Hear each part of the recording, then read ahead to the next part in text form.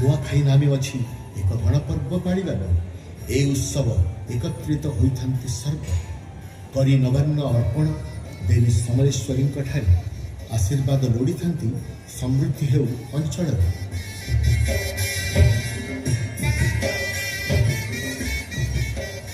महाविश्व संक्रांति आसे मृत्यु उपरे प्रेमर कथा जे भाषे सती सावित्री कथा दुर्गा पूजा होई पाड़ा दर्शन करी मां को सबे हुअंती प्रसन्न। देवी समलेश्वरी महालया दिन धवलमुखी बेश दियंती दर्शन गंगा स्नान समय मिले पुण्य बड़ देखी धवलमुखी बेश सफल।